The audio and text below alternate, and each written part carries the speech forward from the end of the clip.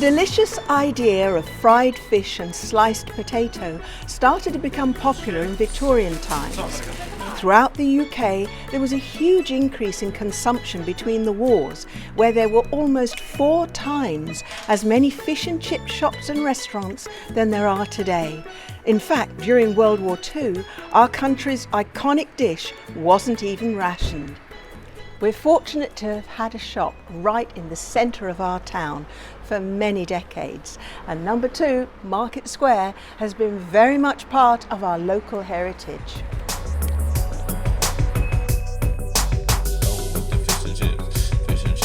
Owner Mark inspects supplies. All is prepared for a busy evening. It will be chaos tonight, you know, because it's payday. Friday payday. I'm really hungry. We're short of space in the square, but creative parking allows customers a quick getaway with their hot bundle of the nation's favourite food. Fish and chips. In this film, we chart the life and times of Risborough's fish and chip establishments and wind the clock back a couple of centuries to when the square was surrounded with an entirely different set of premises. Make up. Can't afford that. Not the Risborough heritage. Let's get some fish and chips. Years ago, opposite the station approach, there were 3 times as many shops as we see today, including Wainwright's, the shoe shop. Chris, you're very much a local. What do you know about fish and chips in Risborough? Fish and chips in Risborough. Well, we're standing here in Summerley's Road, and I think we can fairly safely say that Elizabeth Gosney is the earliest person we've found so far. She was the wife of the station master, Arthur Gosney, and she in 1931 sells her fish and chip, or fish shop and potato chip shop to a chap called George Clay. Now the advert that follows is for 2 Summerley's Parade, so I believe that 2 Summerley's Parade was down the road a little, unless we find something else prior to that. I've got a clipping here from the Bucks Herald, August 1931, and it says, "I understand that fried fish suppers are becoming popular at Princes Risborough, and on bank holiday several prominent residents could be seen wending their way homewards with oily parcels." So that's almost 100 years of fish and chips in Risborough. Yes. Now, when Clay finished, I don't know. Obviously there was a demand because of the chair factory here as well, which had formed in the mid-20s.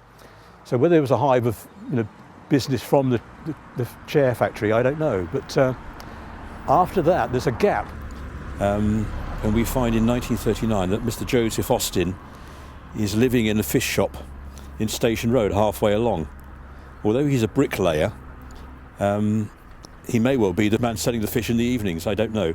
But what is interesting is in 1942-43 time, he then disappears. I can't find him after that, and there is a Mr. Whedon. Now Mr. Whedon appears to be in the fish and chip shop, and he is the brother of Mr. Austin's wife. And then there's that large gap between Station Road and then the Market Square. So there's maybe a gap because of the war years when fish food general was in short supply and couldn't be had. So maybe that's why there was a gap of when it closed down, possibly. Later on, we'll find that in 1939 time there are shops beginning to form around the station, and Wainwright's shoe shop is here.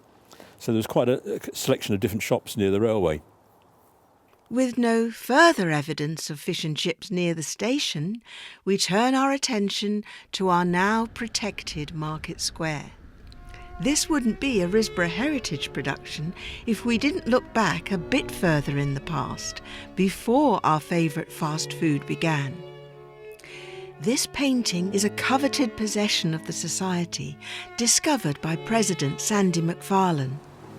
So we're looking at part of the painting overall, which was painted in 1802 by a chap called the Reverend John Mountford, and it was painted from what today is the Radhooney, the new part of the Radhooney, and that was the rectory of that, in that period of time. And what we see is the beginnings of number 2 Market Square in its very earliest format, and how it's changed over the years, which is quite an amazing find. The building's obviously changed over the years and has altered, and in the 19th century it's been slightly modernised and to what we see it today as a building, whereas it was a house. And it was owned by Solomon Parslow and his family from the 1850s, 1860s, right up to almost the turn of the century. The interesting part about the whole of this is that in 1861, Mrs. Parslow was taking in lodgers. And one of these was a police constable, Jabez Webb. And the story is a kind of core célèbre or a fishy story. It's a true story, but it's not quite what it seems to be. And it records the PC Webb and a young lady from the opposite side of the road, a Miss Fanny Rogers. And it appears in a court case, and Miss Rogers is taking the police constable, who then is an inspector of the police, to court over a child that she has had or is expecting. It's the wonderful story of how they met, and he escorted her around, or supposedly escorted her around the town, and met in various places, up on the hills or in the summer house in the back garden behind, and how he threw pieces of newspaper up at the window to draw her attention late at night, and she would come down and open up the front door for him, but he would never stay beyond midnight. The court case goes on, and in the end, the defendant is given, it goes in favour of the defendant. What happens after that is another story, but he goes on and marries, and as I say, he is then the Inspector of Police in Buckinghamshire. So Parslow's remained there until the late 1890s. I think it became a bit of a mess then, and it was taken over by Richard Tapping, who was a bootmaker, and he was there until the 1915 period. So, still no sign of fish and chips in the square yet. We meet Jill Jones, who has another interesting story to tell of number 2 in the early 1920s. I said to Richard, we'll have to have fish and chips tonight, I think. Yeah. So that would have been one of the bedrooms Yes, up there. and one was used as the living room, Yes. you see. Her grandfather, William Henry Beechey, had served in Russia and returned home from the Great War rather later than most. At the end of 1919, his ship finally docked in Southampton, came home, went to see his wife and 2 little girls, who had been living at Stone near Aylesbury, and unfortunately, the person who owns their cottage wanted it back. So he was desperate to find somewhere for them to live. And of course, at that stage, there were no homes fit for heroes. So he got out his old bicycle and he cycled all around the area looking for a house. And finally, he ended up in Princes Risborough, and he found a derelict premises, which much later on became the Risborough Fish and Chip Shop. I've got a description here in my aunt's book about her childhood in Risborough, where she describes the derelict building was like. The last tenant had been a cobbler. His old backless chair, surrounded by leather trimmings, still stood in the middle of a floor which in places was inches deep in dirt and rubbish.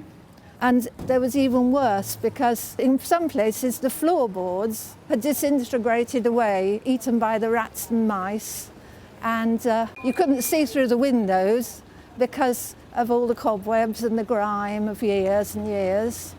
But still, my grandfather was very excited by his find, and he said to the person showing him round, "I've only got my £30 demob pay, but I'm willing to spend half of it on doing up the shop. And then my wife, Amy Ellen, could run a little draper's in it." Well, at that point, that was news to my grandmother. She had been a seamstress and a mannequin in Worths of London, the couturiers, but she'd certainly never run a shop before.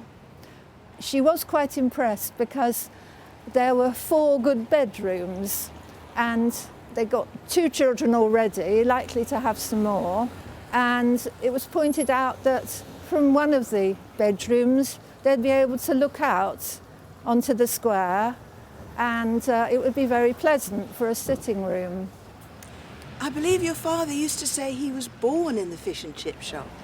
Yes, he used to joke about this because he had a very good sense of humour, but he was actually born in the premises.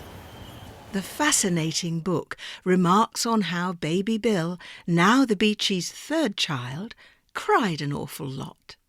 But of course, the often amusing account was written by his older sister. Her title, The Rich Mrs. Robinson, is not surprisingly based on a family joke. Your aunt recalls when the fair arrived in the market square.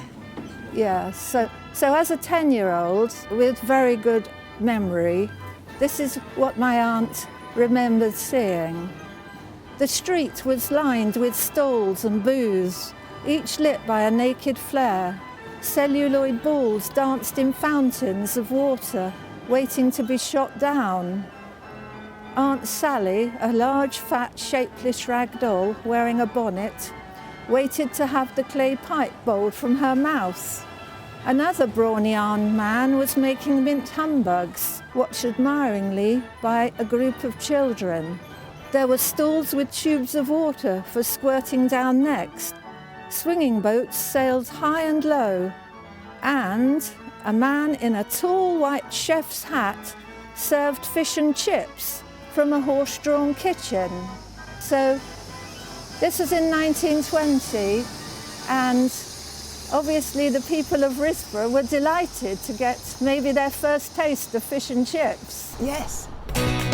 I've loved fish and chips since I was a kid. Every Friday night for years, that's what people did. All sat round the table with salty fingertips. Everybody's favourite, good old fish and chips. Fish and chips, fish and chips. The Beecheys' haberdashery became quite successful, and after just a few years had outgrown number 2. My grandparents moved to the premises to the right of the Cross Keys in 1923 after they had had another baby, and set up a much bigger ladies' outfitters and draper's shop. But I've no idea what became of their old premises. But I have been talking to some other members of my family, and Anne Bull, as she then was, remembers that at the age of 14, she and her friends came to the market square and got chips from the fish and chip shop. And that would have been 1952. When do you think the present premises actually began as a fish and chip shop? Well, we're reasonably certain that it was about 1948.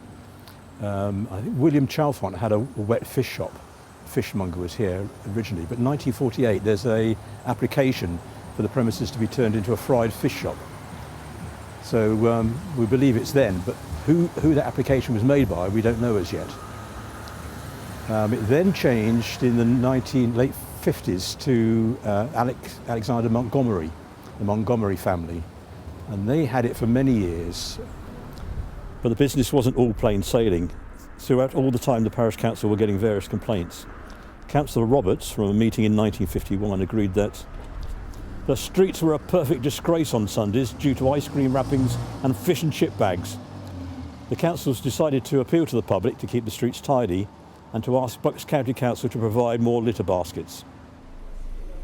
Can you tell us about our chip shop in your childhood? Yes, back in the late 50s and early 60s, we'd sometimes go out for the day as a family, somewhere maybe like London Zoo or even to Heathrow Airport to watch planes take off. There's a novelty. And at the end of the day, we'd wend our way back here by bus and we'd stop at the market square and we'd go inside for a chip supper, fish and chip supper, to round the day off nicely. And back then, of course, there were tables and chairs inside, so you could sit there and do that. And then later on, when I was a teenager, I had a job delivering bread with the Eggletons, Dennis and Angela, and I got school holiday work with them. And sometimes on a weekday, we'd meet in the chip shop, and Dennis would invite us to come and have a fish and chip lunch as well. which was all very pleasant. And then even later on, when I was a bit older, an evening out with my friends in the van, and to round off a sort of particularly fruitless evening, we'd sometimes call in here and just have a nice bag of chips to sort of comfort ourselves. Just like these. Fish and chips, what a lovely treat. My dad always said they're good enough to eat. Then came the 70s. Another family, the Capaldis from Scotland of Italian descent, took up the business with renewed energy and their eyes and ears open for what the townsfolk of Risborough wanted. The sit-down restaurant still continued, and the Market Fish restaurant built up an excellent reputation for their fish served with a smile. Fish and chips, girl, fish and chips.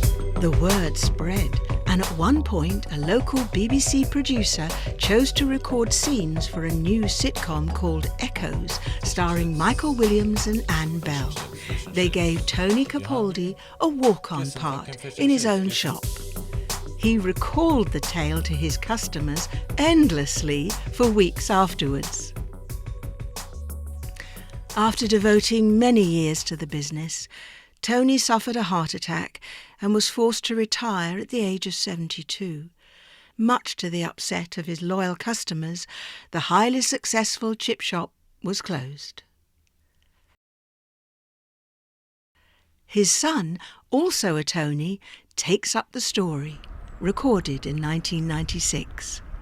My father came here with my mother in 72, and he was very busy, he was very successful here, and he was here for approximately 18 years. Due to ill health, he gave up the business in mid-1990. My brother Nick and I came here and we refitted the shop, we gutted the shop completely, and we put a manager and wife in to begin with, and they ran the shop very well for 2 years. But they got a better offer somewhere else, so Nick and I, rather than sell the business, we thought we'd have a crack at it ourselves. Probably the best move we've ever made. Tony and Nick's refurbishment did away with the sit-down restaurant, and the popular takeaway premises were renamed Princes. The Capaldi sons upheld the quality and taste that their father had made so popular. Sadly, Tony Sr. passed away in 1994 and was buried close by in St Mary's churchyard, fondly remembered for a generous smile and absolutely the best fish and chips for miles. Our peak times are Fridays and Saturdays, obviously. How many people might we serve? We have a novel statistic here, David. We serve one customer for every minute we are open during the week. Every minute we serve a customer. That's how busy we are. Business starts here at 6 o'clock in the morning. That's when the fish arrives daily. It's hard work with myself and my brother Nick. We've got a pretty good idea now. We do a complete analysis of the shop. So we know exactly, we're in a good range what we're going to sell on that particular day. So we start early and get on with it. Well, the Seafish Authority Award is a very prestigious award to win. We're very proud of that. And it starts off in April, where you receive 300 forms, and you give them out to your customers, and they fill them out, and we send them back to the Seafish Authority. If they like what they've read and everything, they visit you on about maybe 10 or 12 occasions incognito. Once you get down to the final stages, you're in with another 2 or 3 shops, and then 2 inspectors from the Seafish Authority come, and they spend the day here, and they check everything. They check the temperatures of the freezers, they check what the girls are wearing, they check how they're speaking to the customers, the cleanliness of the shop, the quality of the product. There's about a checklist of 300 things. So it's quite a thing. It's no easy award to win. It's a lot of hard work. In 1994, we won the London and South East. In 95, we won the London and South East. And in 95, we were runners-up in the UK. So it was good fun. How did you feel at the end of it? Oh, tremendous. tremendous. And my brother Nick, who's my partner here, he was at the awards ceremony in the Café Royal in November 1995, and the Fisheries Minister, Tony Baldry, announced that he was coming here the following Monday, which was a bit of an embarrassment to us because we don't open on a Monday. Yeah. And here was this government minister wanting to come along. Yeah. So we opened up anyway with a half-price promotion, and he was very good. He came along and he put the gear on and fried some fish, and he enjoyed it, and it was good fun. I have a little girl, I have 2 little girls, but my youngest girl, Olivia, who's 5, we dressed her up in the bow tie and the shirt and the hat, and she wanted to get into the picture, and we wanted her in the picture. This is a family business.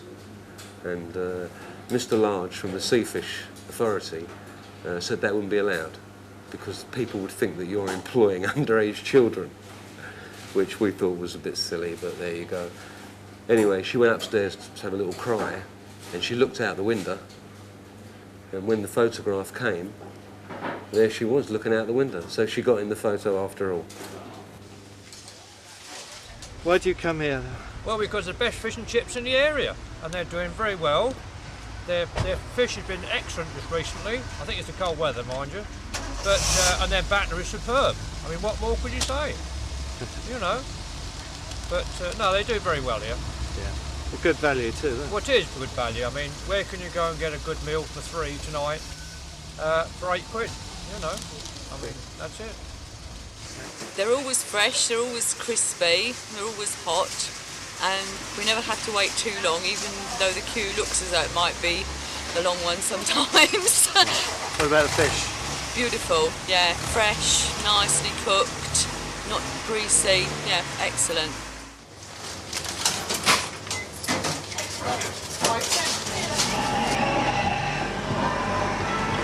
The fair comes here twice a year. They come one weekend where it's a Thursday, Friday, Saturday. I think that's in October. Then they come in May where it's a Monday, Tuesday, Wednesday. The fair doesn't really bother us at all. A lot of the fair people use the shop. They're good customers. Some of them even have residence in this area. So they're good customers. We lose a lot of our car trade, but in balance, they've been coming here for years. They've been coming here for a lot longer than we've been here. So I'd be the last person to knock it. No, it doesn't really affect our business, and sometimes, in a way, we quite look forward to it because there's a lot of music and fun outside. So yeah, it's a good laugh.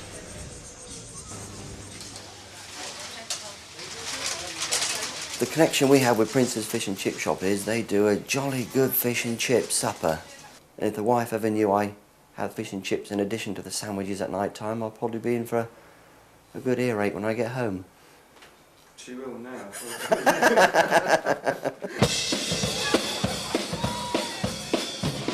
Number 2 Market Square is right at the centre of Risborough's Summer Festival.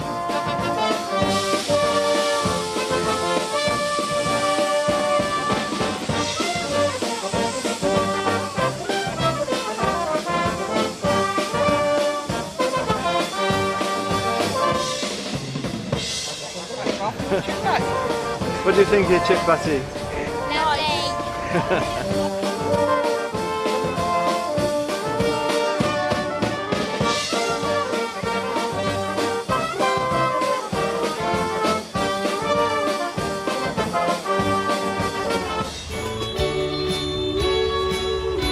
I think Christmas, when they switch on the lights, they normally do it on a Friday night. Apart from being brilliant for business, it's very, very good for business. There's hundreds of people in Risborough. I think it's very pretty, and it's very nostalgic. It's a lot of effort from the round table and local businessmen. I think it's very good. It is the start of Christmas. During the long reign of the Capaldis, Jill's Auntie Winifred was persuaded to write her first book, which included, of course, their shop and a wonderfully crafted description of life in Risborough's town centre. It was finally published in 1984. She was a very, very private person. She didn't want anyone to know that she was the author of the book. And to her total amazement, it became a bestseller in the non-fiction charts. And Mr. Rivet's bookshop in Risborough sold it. And I can remember Weatherheads in Kingsbury Square in Aylesbury. They had a big, big display of the books in their large slate glass windows. And the story showed how life was back at the time of the First World War, when everyone, well, most people were very poor, and how there weren't the houses for soldiers coming back from the war. And after they moved to Risborough, because my aunt had such a good memory and very good powers of descriptive writing, the book is now like a social document of how life was in Risborough in the 1920s, because she only carried on the book until she was 14 and had already started work at the chair factory. Mark, the current owner of the Prince's Fish and Chip business, is unaware that there's been a book written about his premises. And this is the description of the building he's going to bring his wife and 2 children to. To live in? Yes. Oh, wow. Year by year, the dust and cobwebs must have encroached, and mice and rats had their way. In one place, the floorboards seemed to have disintegrated, disclosing what looked like bare earth. And in spite of the tenantless state of the little shop, its atmosphere was airless and stale. Oh. That's what a description. So I have to assume that when you came here, it wasn't like that. No, it definitely wasn't like that. It was currently being lived in, I think, or had been lived in by the parents of the Capaldis, so I understand. And I think they were here around 35 years before the brothers left. The brothers took over. And that's all I know about it. But yeah, it definitely wasn't like that when I took over. It was a bit of a shambles. I'm not going to lie. But it's okay now. It's all good. But yeah, it's 2001. Sausage and chips, battered sausage and chips, and a can of Coke. Salt and vinegar. How did the shop develop since then? What changes did you make? Oh, where do I start? We've basically worked from the front door to the back door, changing things as we go along. I was here about 5 or 6 years, and we changed the frying range to something a little more modern. That didn't really help us out too much. So a few years down the line, in between doing other things like refitting the kitchen and the prep room, and then 5 years ago we took the plunge and put a state-of-the-art fish frying range in. High efficiency, good for the environment. Refurbished all of the flat upstairs. It's a Grade 2 listed building, as you may know, but only the front part of the building is Grade 2 listed, which is quite an interesting little thing I found out about. And yeah, we've refitted the prep room, completely changed the shop round, to be fair. If you could see pictures of it when I took over, massive dramatic changes. But we now believe we're eco-friendly with the new range. Recycle of our oil from the range as well, so it's been a good change. And was trade brisk at first when you started out? Very brisk. If I'm honest, a little bit too brisk for me to handle at the time. So I called in upon a partner at the time, a business partner, to come and help me out. He lasted one evening and never came back. I've been here on my own ever since. But yes, it was chaotic busy when I took over. And implementing my changes to bring the shop into like a modern type of working environment, I think we lost some of that trade. I think the Capaldis had quite a good, you know, front with the customers and all that sort of thing. So we did lose a bit of change, customers rather, because of the change. But we've got it all back now and more. So things are looking up. A cod, a large chip, scampi, and 2 large sausages. Salt and vinegar. Chris, why do you think the chip shop has been here so long? I would think it's down to the quality of the fish and chips. Obviously, it's had 3 or 4 owners over the years since we know, from where we know it from. But it must be that quality, because the Capaldi family were here in the kind of the late 80s, 90s, won numerous awards for their fish and chips. Fish and chip owners in the country, you know, the best fish in the country type of thing. So I'm sure that's what it is. It's the quality of the fish and chips. Mark has taken a leaf out of the Capaldi book and has gathered a number of awards under his belt, but unlike 30 years ago, has not been allowed to display large banners proclaiming his achievements outside. Oh, Mary had a cod, Joan had a place, and my pickled onion had a very tart taste. It made him wince and screw up his face. I loved it though, John. That onion was ace. Good, I'm glad to hear it, Ken. We shared a giant bottle of pop, and we drank it down to the very last drop. The meal we agreed had been a delight. Then we wiped our greasy fingers on a handy wipe. There you go, John. Thanks, love. Oh, can I have another one, please, Mary? Yep, all right, Ken. Are you all right there, Joan? Oh, yes, thank you. And when we'd finished our fish and chips, Joan lit up one of her filter tips. Not in the car, though, out on the cliff. Oh, yes, I know. And I took the chance to grab 40 wings. You did? Everybody! Oh, how we love fish and chips with mushy peas and those battery bits that some call bits and some call scraps. We sat in the car and we ate them on our laps. Yeah, we did. But Prince's Fish and Chips hasn't been without competition in the area. In Monks Risborough, there was another enterprise. Anne and John, what do you remember of your local takeaways? Remember in the 90s, it was a fish and chip shop. Very, very good, owned by a gentleman, if memory serves me right. He was Greek and produced excellent fish and chips. He later sold out. He moved to, I believe, Western Turville and produced another fantastic takeaway. When the Chinese took it over, Yeah. it was named as John Bon, but the Chinese never got the fish and chips right as the fish and chip man got. Their fish and chips were nowhere near as good as the Greeks. They couldn't compete. So instead of doing fish and chips and Chinese, they dropped the fish and chips originally and continued with the Chinese, which is very, very good.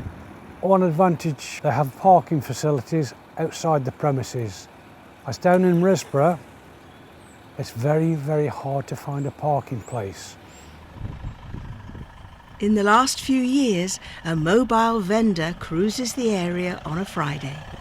It doesn't quite resemble the horse-drawn cart which frequented the fair a century ago, but nevertheless it saves customers without transport a long walk. Not forgetting those with a car who don't want to join the parking debacle in the square. How did you manage through COVID? COVID was a difficult time. We thought we was going to be shut for quite a considerable length of time. Fortunately, though, because of social media, I was watching just about every fish and chip shop in the UK, and I found one that opened in Scotland after 4 weeks of COVID starting. And as soon as that chip shop opened, I opened, and we just copied what they did, made a few changes of our own to make it work for the customers and the staff, keeping us all safe, etc. And we did that by doing a phone service and a queuing system at the door. So no one actually came in the shop. It was literally from the door. We operated from the door, minimal staff, kept it all tight, and the queue went all the way around out of the market town, all the way down there to the car park. So we were walking along the queue, taking orders, pen and paper, phoning the fryer, and then they would cook the orders for when the customer got it, it was all done. But we got through it. It was crazy, but we got through it. 1 haddock, 2 scampi, large sausage, large chips and gherkins, any salt and vinegar. What is it about fish and chips that makes customers come back time after time? Well, it's part of English heritage, really, isn't it? Fish and chips, you can't go wrong. And I've been doing it for just over 30 years, and what I was taught 30 years ago, I'm still doing to this day.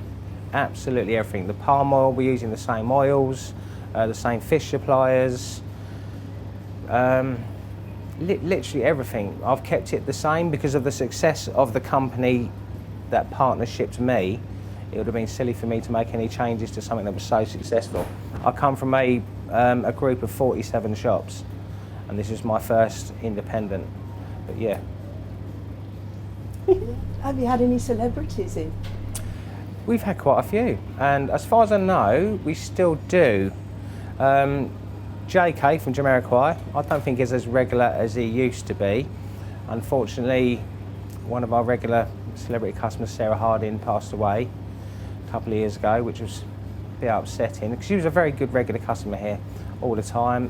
Stuart Pearce, everyone knows Stuart Pearce, Psycho Stuart Pearce, he's a regular on a Friday night. So who else have we had in here? David Jason's been in. I can't think of anyone else off the top of my head. I think that's it. The Princes Fish and Chips is very much in the heart of Risborough. The shop can't help being involved in the community, can it?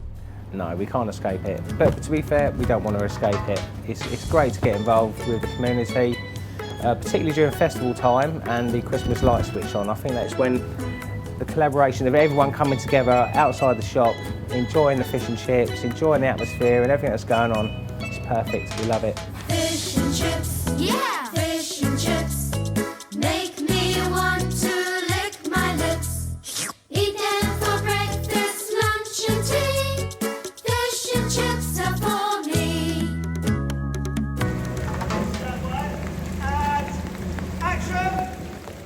In 2024, the shop was the subject of quite a large-scale filming project. How did the day go? How did the day go? To be fair, it was quite undercover. They wouldn't really let us get involved in the shop, and I did kind of like sign the rights away to them, so I couldn't really get that involved. So I'm not too sure on the storyline. It was a chaotic day though. We had set designers come in, replace walls and make walls look like other things, and they kind of went back to the 50s or 60s, I think it was, in terms of some of the shop decor. But yeah, it was quite a good day. I'm looking forward to it being broadcast, if I'm honest. Are they coming back? If the series goes well, I understand they've got to hit a rating target, and if that goes well, then I understand from the grapevine, as it were, there's going to be another 12 episodes being filmed. So we could be involved in all 12 episodes, which would be great. Great for the town, great for the chippy. Can't wait. Now, I've heard there might be a discovery to be made in the roof of number 2 Market Square. Can you tell us about that? This is going to be exciting. It could be exciting. We don't know. I've never been in the loft in the entire 23 years that I've been here, so who knows what is up there. There could be, just who knows, old newspaper clippings or old bits of equipment. I have no idea. So that could be quite an eye-opener once we get that loft hatch open for the first time. Having a roof done this summer, so hopefully we'll be up there. I'll let you know what we find. Thank you. Chris, what are you hoping for from the loft of number 2 Market Square? I'm hoping for a Howard Carter moment. Opening up or looking through the hatch to see wondrous things. I think in reality, it might be another matter entirely. But it's a nice thought, isn't it, that there is something there waiting. And what's inside the box could be last year's, 10 years, it could be, stuff from the beginning. We just don't know. Time will tell. We wait with bated breath, I think. Thank you. Next door chip will be a minute and a half. Our great fish and chip heritage in Risborough is heading for a century. So what are your plans for the future? My plans for the future. I don't think I'm going to be changing the shop anymore. I think we've got to where we want to be with how the shop is. The future of fish and chips is a difficult one at the moment. There's a lot of economic things going wrong that are influencing what we might do. But to flip that around and turn it into something good, could maybe roll back the price of fish and chips. Not 100 years, go bankrupt. But potentially, I'll be close to 30 years here then, so I could roll the price back 30 years, which has always been something that's playing on my mind. So fish and chips would then be £2.50. So I think we'll be busy that night. These days things have changed a lot, they serve a different catch. Scallops, prawns and crab legs with prices made to match. I'm thinking about the old days and how they hit the spot. A simple serve of fish and chips, served up nice and hot. Fish and chips, what a lovely treat. Wrapped up in old newspapers, good enough to eat. We all sat round the table with salty fingertips, till everyone had had their fill of good old fish and... Don't forget the pickled onions too, good old fish and chips. Oi!